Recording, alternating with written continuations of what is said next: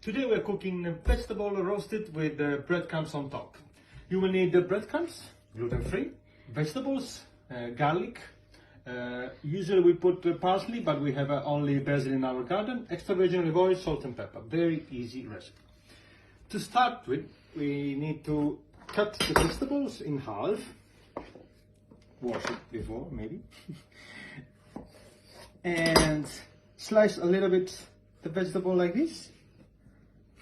Same for the tomatoes. Cut it in half. If you have bigger tomatoes, it's better. I got only this one from my garden.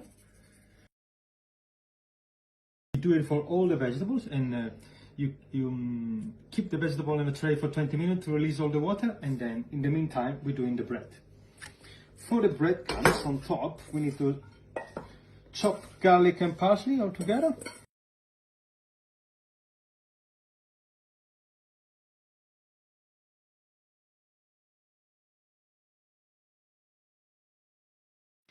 The vegetables are ready. See, you can see the water. The release water from the vegetable, so it means that the vegetables are ready to go. And to make the bread, we need to add the herbs with the garlic inside, all of them. Salt.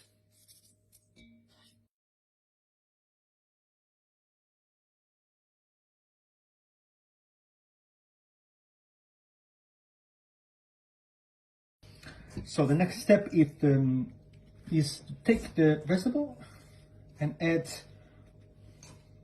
the bread on top like this. Very easy. You push a little bit.